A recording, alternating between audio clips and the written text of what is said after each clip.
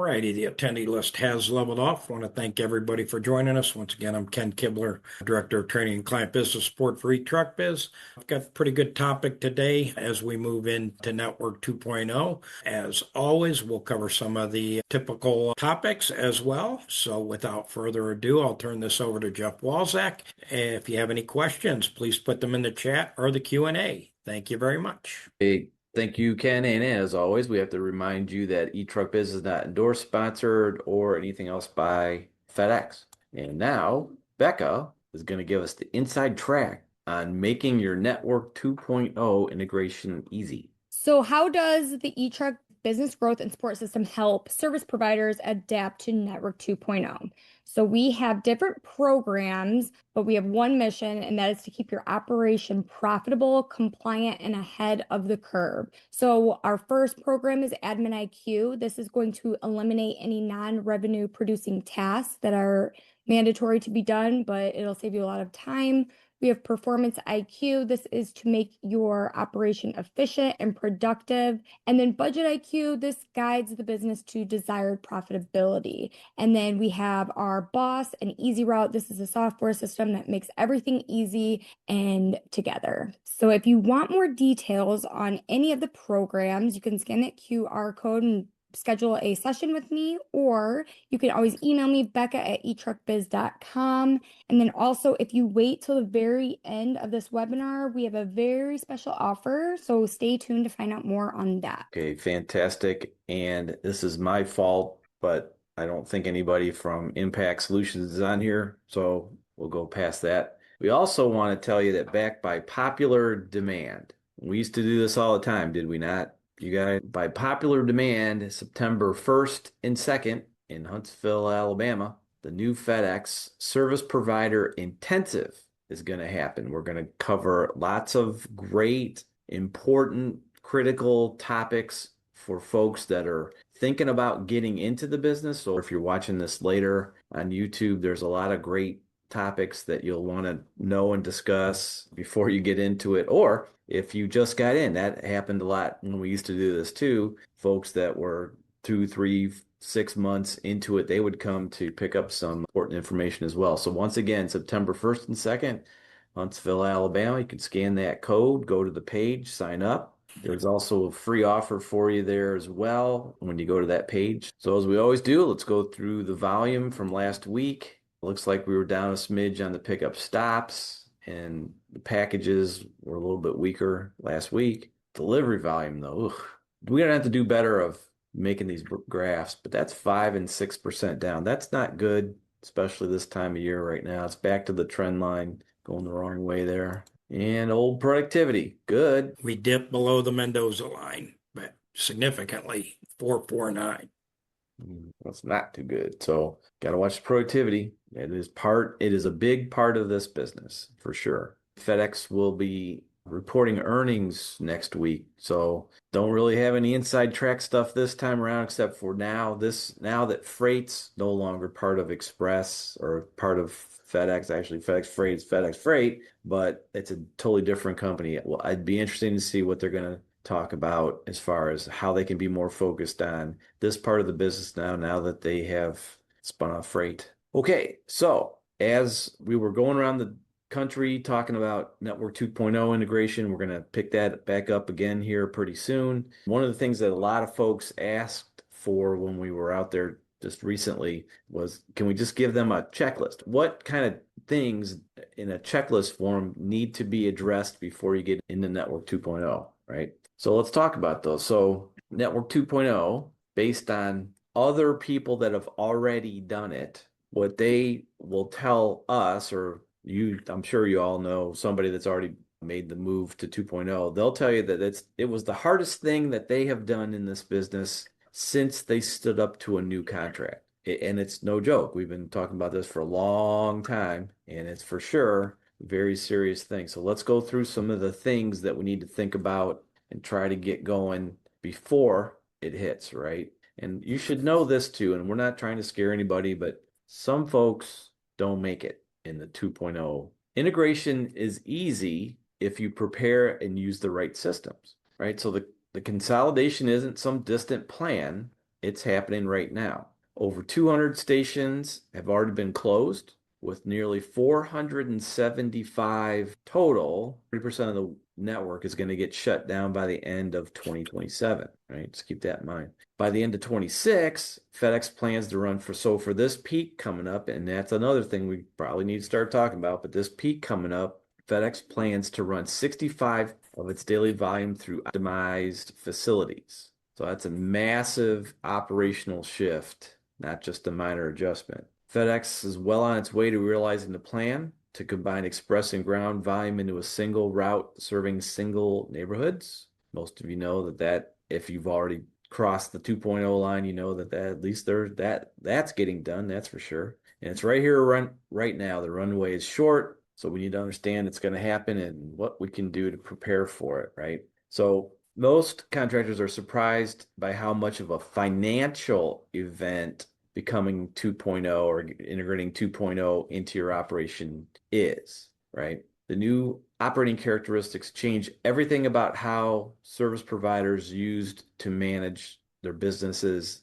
operationally, but financially as well. So the good news is this is manageable. The operators who prepare and run the right support systems find integration easy, not necessarily brutal. Bottom line is the operation is going to have to accommodate the new financial reality, not the other way around. Okay. So from a kind of timeline standpoint, or this is the countdown approach, you need to work backwards from the target integration date. There's kind of 4 categories here. So 6 months out. What happened 6 months before you do this? And a lot of you have already been through it, but you'll go through your Network 2.0 contract negotiation. Now, you guys, if you eTruckBiz folks or anybody that's attending, is it about 6 months that happens, or is it soon or closer to the integration date? I think it's 3 to 6 months. It's in that range. I think Carrie would know for sure.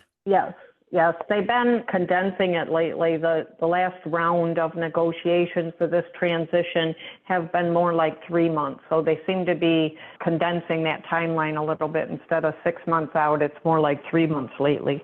Okay, so they're not giving the folks as much time as they used to, which is not cool. Right. Okay, so we'll just say 3 to 6 months out, watch that contract negotiation. We're going to talk about more about that here in a little bit. And then for sure, 3 months out, it's time to think about our fleet. Do we have the right trucks? Do we have enough trucks? Do we have too many trucks? That could be the case, depending on CSA changes and whatnot. So, but need to right size your fleet. And some of you will be fine. You're good with what you got. But then there's been other cases where it's either they give you twice as much area or take away half of your area. So, yep, that's the time to do that. So then 2 months out, now we really get into making some big changes. So we'll talk about a new payroll model here in a little bit, and then it's time to also start hashing out your engineering, right? Then a month out, it's time to kind of do a dress rehearsal, do some rehearsals. Let's try to test the system. Can we move some folks around into different areas? Or are they gonna spit the bit? I don't know. But month out, you're gonna kind of pretend you already have it, and let's see what happens. Hey, Jeff. Yes. Hey, we've got one client. He's changing total area of his CSA. He's been sending drivers over to the new area to start to learn it. So talk about the financial portion. You know, he's invested in his drivers, but where's that money coming from? That's something you can negotiate in your contract if you are, in fact, moving from, you know, where you're at now to the other side of town. But the financial part, what's that going to cost?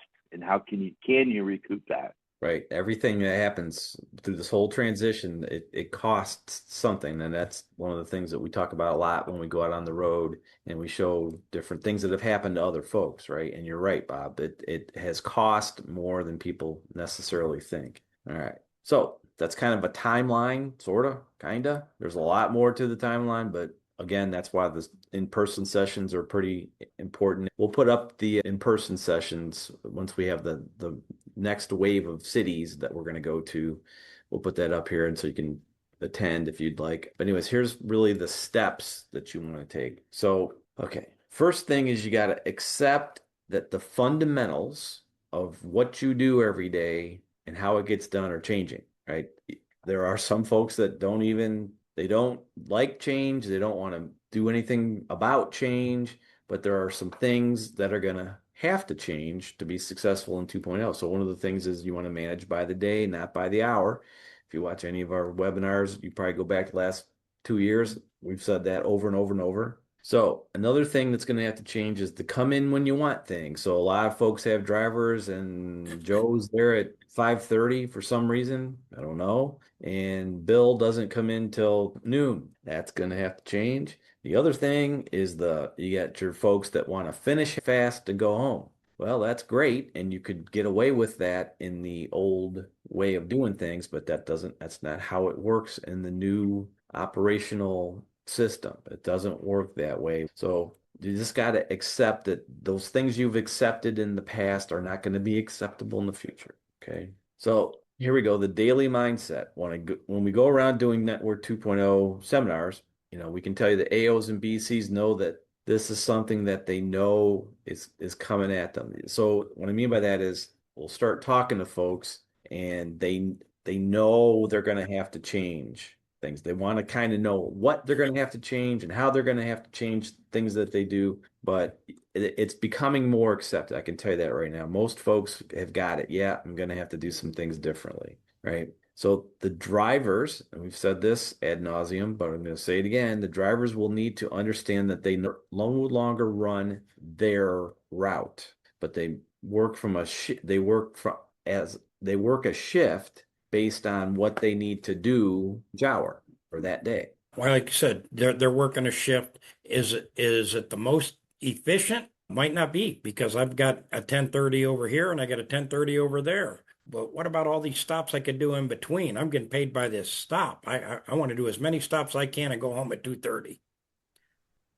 It's all changing. It said AOs and BCs realize it first. It's conveying it to the drivers and make them understand the why we have to do it. Exactly. So that's after we say, yep, we're going to have to change some things. Next thing is that's the first thing that's going to have to change is this mindset that everybody has for that matter. So another thing, so you're going to have to change a mindset. That's right. But the third step, and most of you do this anyway, but you have to assess your folks and recruit aggressively, right? So and this happens in every place I've been to in the last 6-8 weeks, whatever it's been. I could ask every one of you right now, do you have 2 or 3 folks at least on your staff that just don't accept change? They just want to do what they do. They have their route that they're going to do what they're going to do, and you can't tell them anything different. And if you ask them to do something different, oh dear Lord, you know exactly what I'm talking about.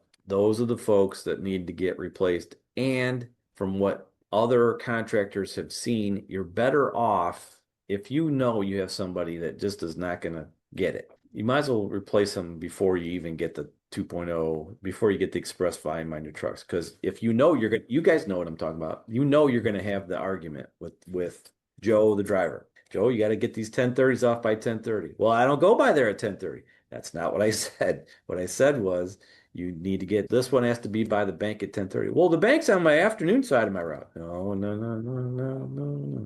All right. The fourth step is your contract negotiation. So, and your contract negotiation sets your financial foundation for everything that's going to happen next and as you go through 2.0. So I'm going to ask Carrie to say something about this here in a second, but the thing is, some folks are doing better than they used to do before 2.0. Some folks are not, right? So which one are you going to be? So I guess the best thing to Carrie, can you tell them maybe what's different between a regular or what we used to do for negotiations versus what a 2.0 negotiation, why it's different or how it's different? Sure. The 2.0 negotiation, one of the biggest things to point out is it is a 2-year contract, most likely, and sometimes even longer than that. So you have to keep that in mind. The other thing to keep in mind is the information that they will be giving you in your transition packet also includes some actual monthly data for the new definition, for the stop and package volume, for the time definite volume, different things like that. As far as the negotiations go, you still are getting offers. The advanced service fee money is now in 3 different payments, and it is in your packet. It is not tied to the negotiation. 100% of the time, I suggest negotiating the contract. All right. You are not going to put any upfront money in jeopardy unless you do not accept the contract or you do not come to an agreement at the date listed. Then you could be putting some of that money into jeopardy. The other thing that has been hitting hard with contractors lately, and it's even going to be more controversial, is the fuel surcharge. Now, the fuel surcharge in most of these 2.0 contracts have went up significantly. The problem with that is you have to look and see what the rate was when they started the contract or when the contract is going to start. What is that starting point of the fuel price for diesel? It is listed on the MISO offer on page 1. Some of the contracts, they're using old or previous contract starting points. Some of the contracts, they're using up-to-date or current fuel prices. So that makes a huge difference with what the actual surcharge amount is for fuel. So if you do have a high fuel surcharge amount and the starting point for that OPIS rate is high, you're already going to lose money, and you haven't even stood up to that contract. The negotiations that are going on currently, the contracts take effect in August. So who knows what's going to happen to that fuel surcharge amount from now until August when the contract stand-up date is. So that is, at the top of my controversial points right now. You have to take a look and take that into consideration. And as far as negotiating, like I said, 100% go into a traditional negotiation and work through the numbers, make sure that it is going to be a contract that allows you to fulfill your obligations to FedEx, but also allows you to run a successful business. That's one of the biggest points Carrie just made. One, she said, go to a traditional negotiation, which means don't take a meso. Taking a meso is probably the worst thing you can do. And folks, Carrie has the data to help you with all this. So please don't try to do that on your own. Many people do, and then they call us later and they say, what did you do? I took a meso. Gee, Pete. Okay. Next step, a couple months out, is you want to move to a shift start time. Bob and Ken, why in the world would I want to change what I do to, nope, we start at 8 o'clock, you can punch in whatever you want, but the shift starts at 8 and you start getting paid from 8. Why in the world would we want to do that? Because we want to control our labor hours, and we want the shift to start and end at very anticipated times. And yes, the preload goes down at different times every day, which is why you have to adjust your start times. However, if you follow the trends, you'll realize that most of the time it's down by this time, and I have to make a plan that's going to get my 1030s delivered. If I know that each route is going to have 6 1030s on it and my driver shows up at 10 o'clock, they're not going to get done. If I know that I'm going to dispatch at 9:30 and my driver's ready to roll at 9:30, I'm going to get those 6 done by 10:30.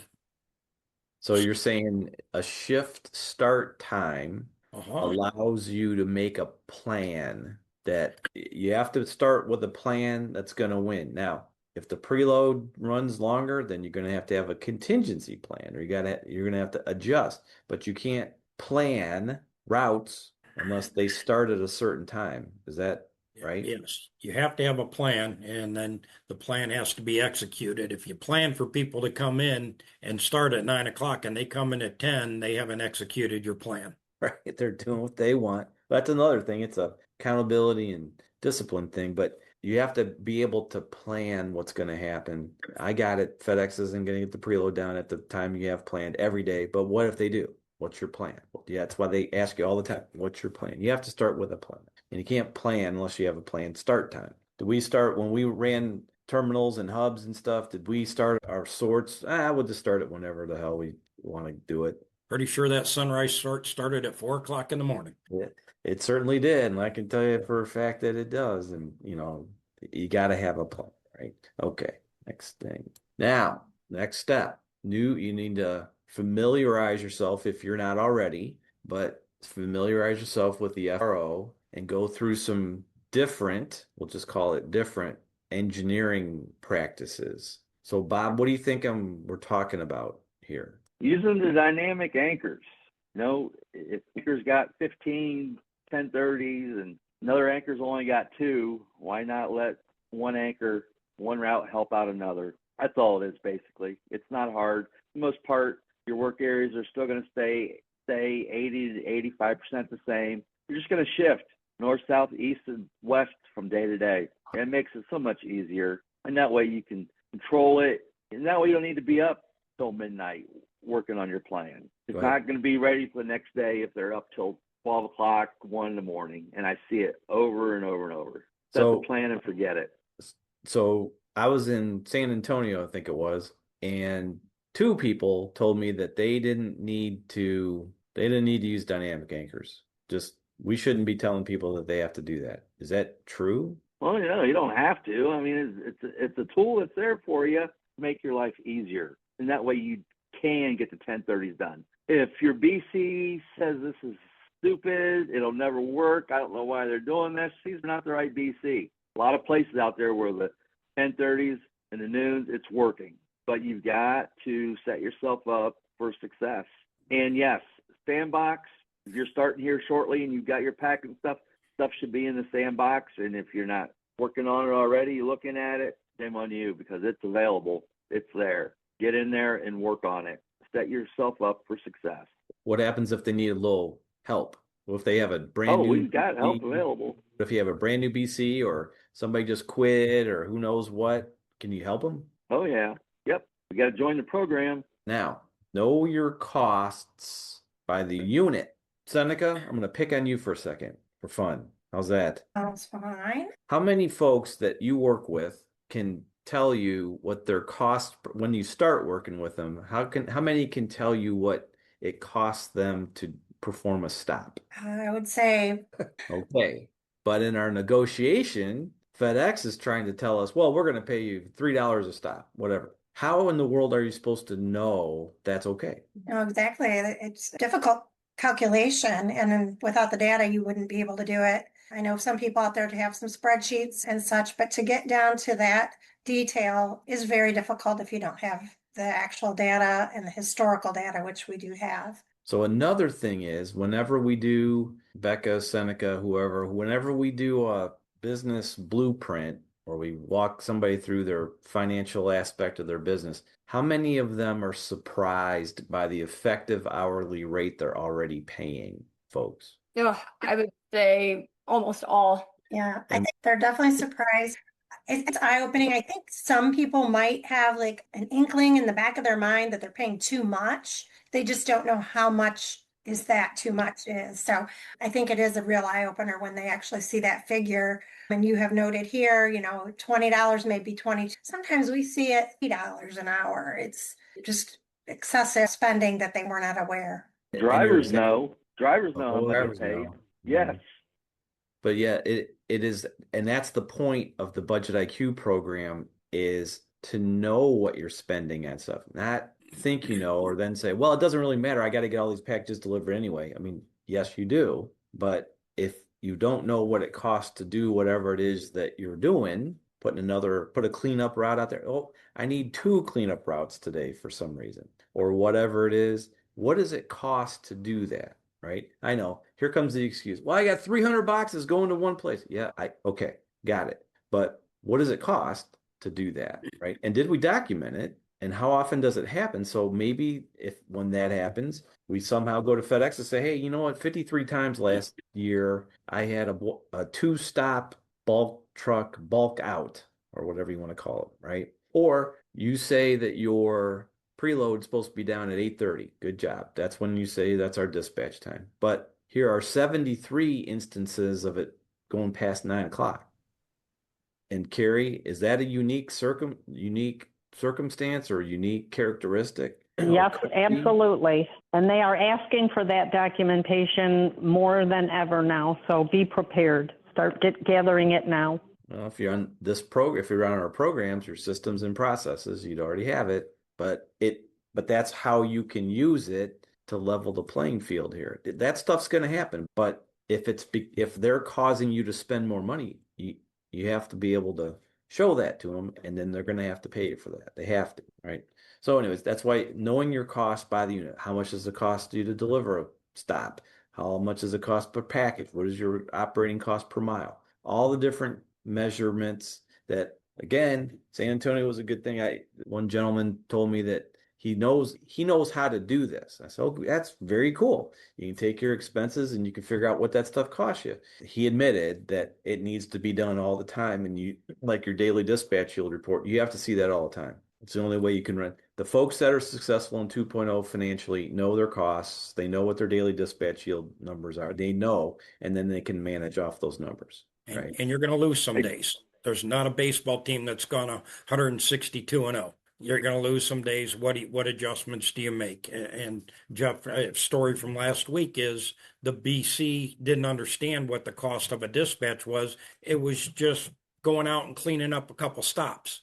Showed that there's still a cost to that dispatch, and the light bulb went off and said, oh my gosh, we got this other person coming in late to do pickups. Why don't they do these deliveries rather than me? Bingo. We saved a dispatch. And they haven't done any cleanups since then. They said, Bob and Ken said it's not profitable. We can't do it. You need to take it. I'll be the bad guy. Put it a different way, but yep, we can be the bad guy. I'm getting a stinging sensation in my neck every once in a while. Just no idea what that's got to do with it. I have any idea, man. Okay. All right. Another step.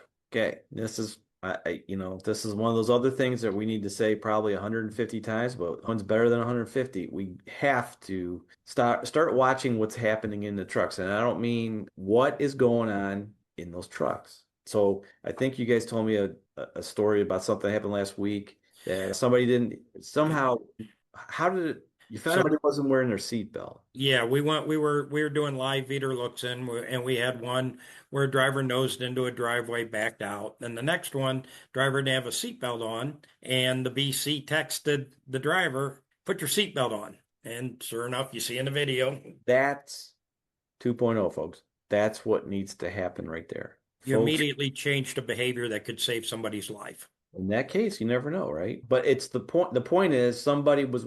So what happens if you didn't do a look in and didn't say anything? Then right. And if you saw it and you didn't say something, then are you negligent in your duties? Possibly, but we also went out and followed the driver around.